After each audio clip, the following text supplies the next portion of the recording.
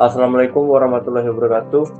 Izin Bapak, saya ini ingin mewawancarai ataupun memberikan pertanyaan mengenai kode etik petugas pemasyarakatan. Sebelumnya bisa perkenalkan diri, namanya dan dinas di mana, Bapak? Assalamualaikum warahmatullahi wabarakatuh. Nama saya Fadil Amal. Saya angkatan 2017, dari Jateng 2017. Untuk UPT saya di Pertanian Pasar Depok. Demikian. Ya, Bapak, terima kasih atas kesempatan hari ini untuk menjadi narasumber. Yang pertama, saya ingin menanyakan apakah Bapak mengetahui tentang kode etik petugas pemasyarakatan, Bapak? Kalau menurut saya sih kode etik itu prinsip atau aturan yang harusnya dimiliki oleh petugas pemasyarakatan, yang dimana untuk menjalankan kerjanya itu harus memegang teguh kode etik tersebut. Jadi yang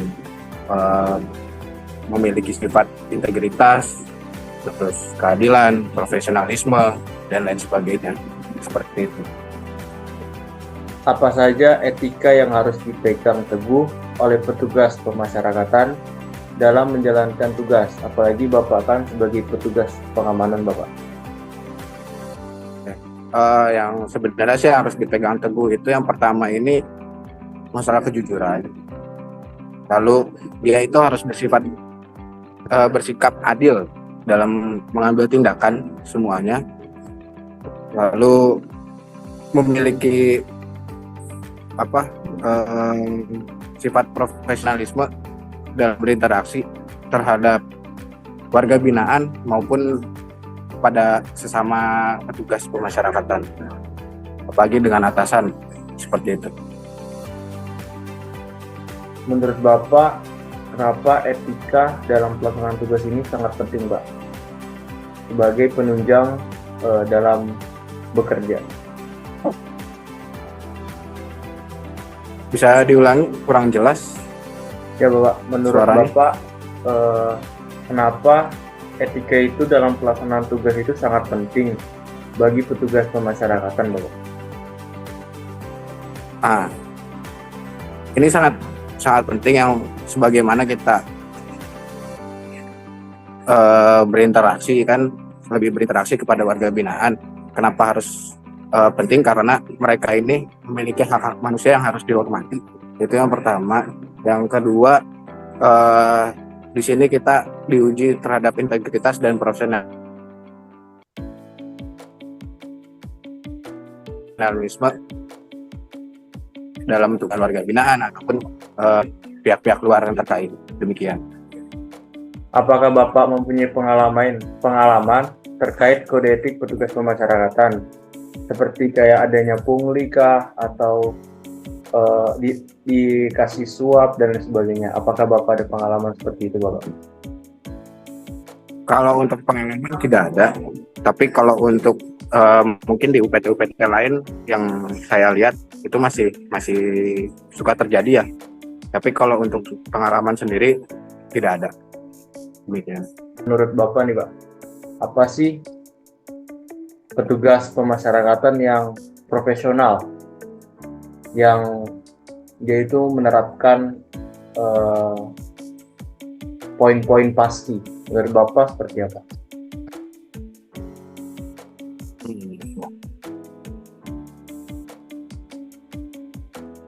Kalau untuk petugasnya sendiri, yang pertama ini harus profesional.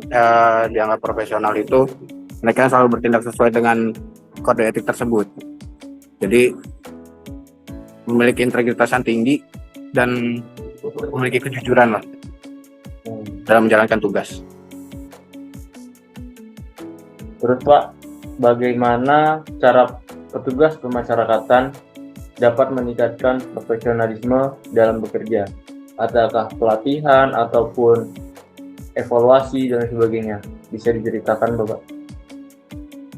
Ya, untuk meningkatkannya itu ya sebenarnya banyak cara ya untuk meningkatkan profesionalisme. Yang pertama ini kita bisa melihat dari pengalaman juga, dari pengalaman dia bekerja, atau melalui pelatihan-pelatihan berkelanjutan, termasuk misalkan untuk mengembangkan potensinya dalam dirinya itu aja.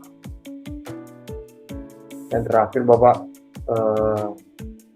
seberapa penting profesionalisme dalam petugas pemasyarakatan dalam menjalankan tugasnya? Ya itu tadi yang saya katakan, sangat penting banget gitu loh, karena ini menyangkut terhadap hak manusia sebagai warga binaan ya, terutama itu. Karena di sini kita juga diuji harus dapat bersikap adil dalam melaksanakan tugas. Baik, terima kasih atas kesempatan waktunya Bapak.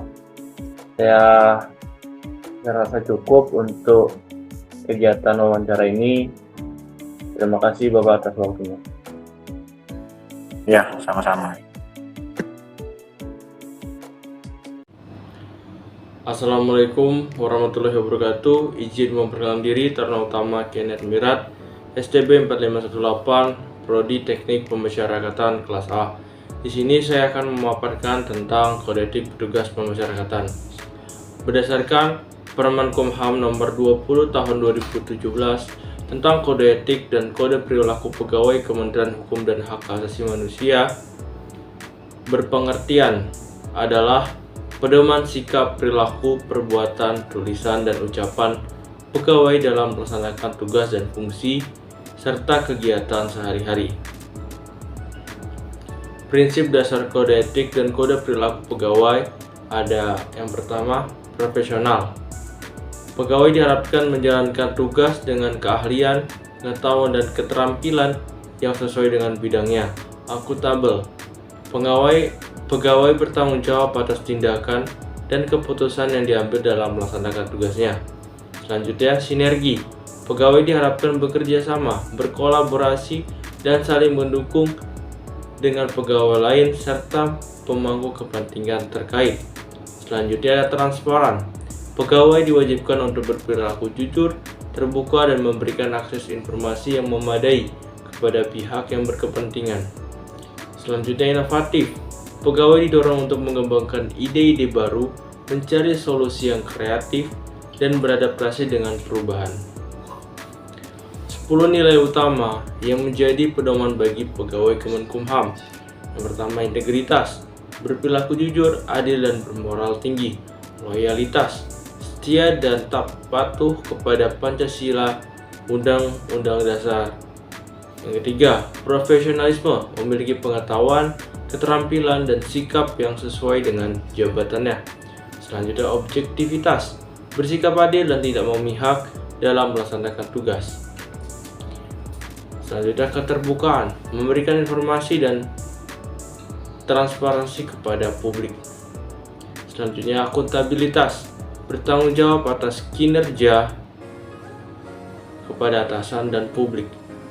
Selanjutnya, efisiensi, melaksanakan tugas yang menggunakan sumber daya yang minimal. Efektivitas, mencapai tujuan dengan hasil yang maksimal. Keadilan, memberikan pelayanan yang adil kepada semua orang.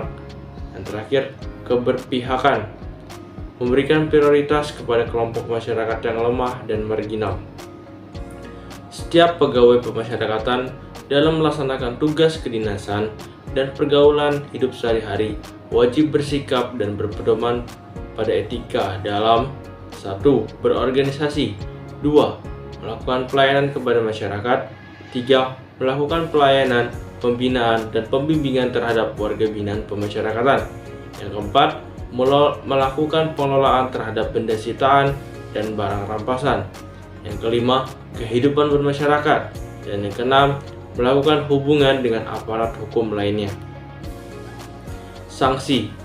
Apabila pegawai atau petugas pemasyarakatan melanggar, yang pertama, pegawai pemasyarakatan yang melakukan pelanggaran kode etik dikenakan sanksi moral. Yang kedua, sanksi moral dibuat secara tertulis dan dinyatakan oleh pejabat pegawai kepegawaian. Yang ketiga, sanksi moral berupa A. Pernyataan secara tertutup, B. Pernyataan secara terbuka. Yang keempat, dalam sanksi moral harus disebutkan kode etik yang dilanggar oleh pegawai pemasyarakatan tersebut. Yang kelima, terhadap pegawai yang melakukan pelanggaran kode etik, selain dikenakan sanksi moral, dapat dikenakan tindakan administratif sesuai ketentuan peraturan perundang-undangan. Kesimpulannya, kode etik petugas pemasyarakatan sebagai pedoman yang mengatur perilaku dan tindakan petugas dalam menjalankan tugas. Petugas harus bekerja dengan integritas, kejujuran, dan profesionalisme, serta memperlakukan semua orang secara adil dan tanpa diskriminasi. Mereka harus menjaga kerahasiaan informasi dan melindungi narapidana dari kekerasan atau perlakuan tidak manusiawi, serta mendukung program rehabilitasi dan reintegrasi sosial. Petugas bertanggung jawab atas tindakan dan keputusan mereka, serta bekerja sama dengan kolega dan masyarakat untuk menciptakan lingkungan pemasyarakatan yang aman dan kondusif.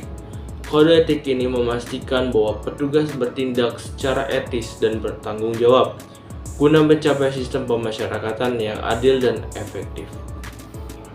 Demikianlah pemaparan dari kode etik petugas pemasyarakatan. Wabillahi taufiq wal hidayah. Wassalamualaikum warahmatullahi wabarakatuh.